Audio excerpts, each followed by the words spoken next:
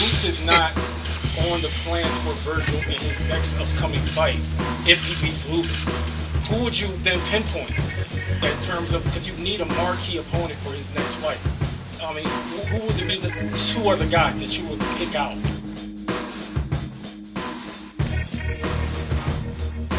Mertzalov, Fundora, Zayas, Abu, anyone with a belt. Yeah, well, are any of those guys realistic options? Absolutely. All right.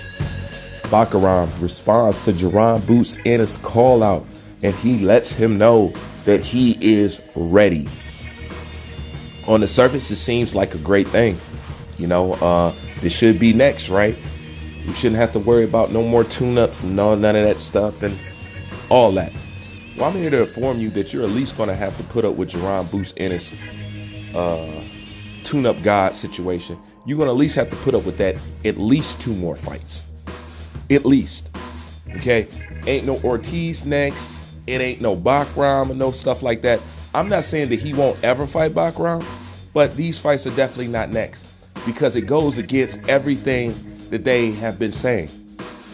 Let me remind you, when it comes to Jaron Boots Ennis versus Bakhram, you do understand, and that's one of the fights that Turki Al-Sheikh wanted Jaron Boots Ennis to take, but he didn't take it because he wanted a tune-up fight. Let me refresh your memory. It is a big fight, right? Right. Okay. Right. To build it up. But as a Anas, this is the first time between me and he doing business. He asked to go to 154 and have tune-up fight first. I am not charity. Go do it with Eddie, the tune-up fight, and if you're ready, you will have in my side a lot of people waiting for you. You understand me? I love it. What's the holdup with Bakhram? Bakhram Mulatayev he wants to fight everybody. Why can't we get him a fight? I want to tell you something. This is truth and this is right. And actually, I speak with 2 or 3 fighters about him, and they are scared. They doesn't want the fight. No. Lord child. Well, Virgil Ortiz is on social media. I will not. I don't want to say names. Yes. They know their self. I don't want to say names. We put good money in the table for many fighters, and they disappeared. That was in case that you forgot. All right. So if Bakhram was something that they really wanted to do, they could have did that, and Turki Al-Sheikh would have accepted that, and he wouldn't be talking about skip that. I'm not charity. I don't do tune-up fights. So if they was ever serious about fighting the guy, that's one of the guys that Turki Al-Sheikh has been looking for somebody to fight him. So if that's really the case, then why did you run away from Turki Al-Sheikh and do this? Okay, it proves that he did want a tune-up. Now the problem is this: he gets in there and he blitzes Lima, right?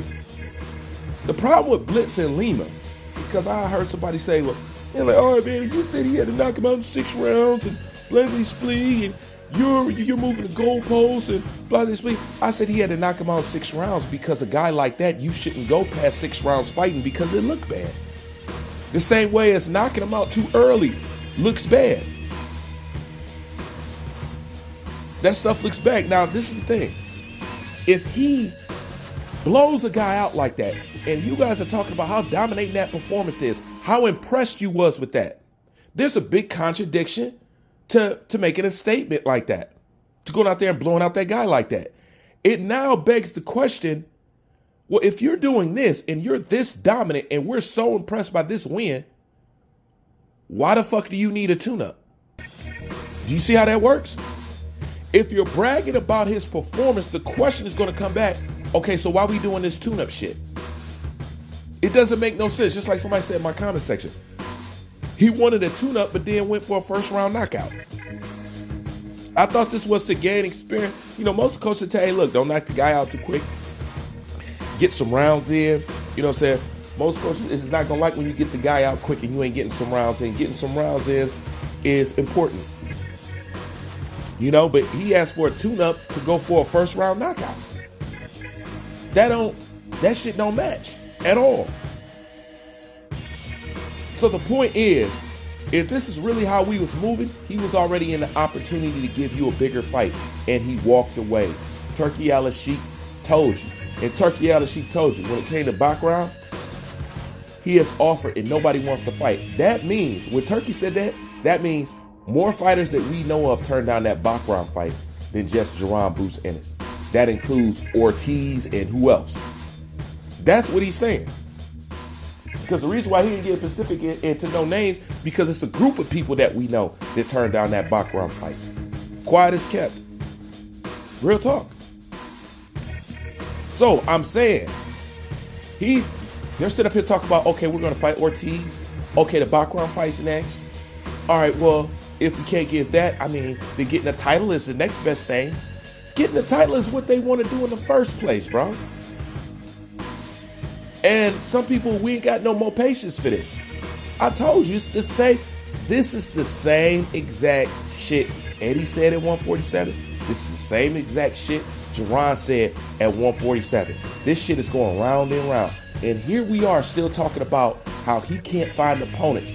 When Turkey Al-Sheikh said, when you're ready, I got a bunch of guys over here for you. So how could you possibly be saying to the fans that it's not a fight that you want and you wish that you could do better when Turkey Al-Sheikh is sitting right over there and they already offered you the Bakhram fight?